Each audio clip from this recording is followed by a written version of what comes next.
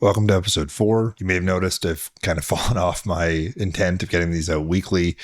It's just a little hard with everything going on day to day to get these out every week. And the other thing I'm finding is that it's hard to get out a video that's got a meaningful story and meaningful progress and something to actually say every week. It's about riding espresso at least once a week, but if I'm just putting in the same time, if nothing's changed, if there's nothing new I'm focusing on, if there's nothing new to report, it doesn't make for a great video. I'm going to put these out as fast as I can, but hopefully only when they're interesting enough for you to be watching them. Speaking of interesting, speaking of progress, I think a good call out from Dale in the comments in the last video, I'd put out the question of, does anyone know what I should focus on next? Pedaling more, it paid off. What's the next one thing I should do? Dale came back with essentially lean the bike more. When I look at my video a little bit more critically, and then I compare it to Dale's, I compare it to other riders on YouTube, definitely not wrong. My bike is very upright, very stiff looking. So I went back and reviewed, Ben Cathro's How to Bike. It's a great series, but I think the thing that really made an impact on me, there's a bit from about 2 years ago that the Lone Ranger did on cornering really fast, where he comes back to the one thing being just lean the bike. So seems relevant. His argument is that a lot of the other pieces in cornering, the pointing knees and moving hips and counterbalancing and a lot of these things kind of flow naturally out of just trying to get the bike more leaned over, and that you have to lean the bike. You have to feel like you're leaning the bike over a ton to get it leaned over a little. It feels like you're doing more than you are. One of the really mind-blowing bits for me in his video was when he called out an old video from Jeff Kendall-Weed. This frame right here from Jeff is mind-blowing to me. Like I don't think I'd watched this particular video before, but when I look at it now, and especially when I leave it freeze-framed, that bike is horizontal, like it is completely flat. I think that's what I wanted to feel like, I guess, for me. Probably if it feels like I've got it completely horizontal, it'll be, 10 degrees leaned over, but that's probably enough to get me higher degree of control, higher cornering speeds, higher confidence, better able to catch it when it slides a bit in a corner. Coincidentally, or maybe serendipitously, found a new trail in the last couple of weeks as well. Did a quick sighting lap to make sure I knew where it was and how it all connected, but it's kind of just perfect for what I wanted to do here. It's got a whole bunch of like really high quality berms, tons of corners, really flowy trail, a couple little drops and things like that, but mostly it's flowy corners, which is exactly what I was looking for. So it's a great spot to focus on that cornering and just drill this stuff over and over and try to get it to really stick and sit in my muscle memory. So I did that sighting lap. I did another lap. I realized that if I parked in the right spot, I could get 2, maybe 3 laps in a morning. So did more laps and more laps. Then decided to try to take that and see how it translated into an espresso run. Let's take a look at this week's lap.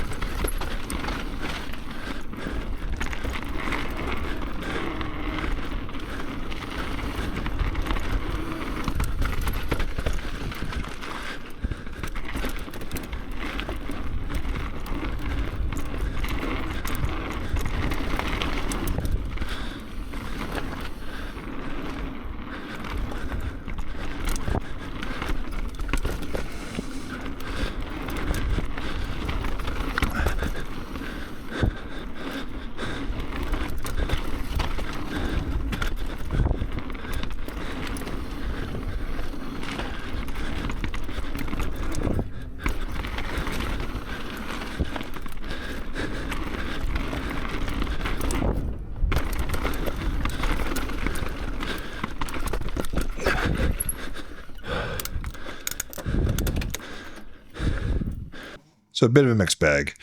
Over a second gained in sector 3, which is great. That probably is the cornering paying off. I'm carrying a bit more speed through a couple of corners. Much more to do there, but some progress. I'm a bit mystified as how I didn't gain more in sector 4. Sector 4 is a ton of fast, high-speed corners. I think that's not because I'm focusing on the wrong thing. I think I'm just not making enough. I haven't made enough progress yet on my cornering and bike lean.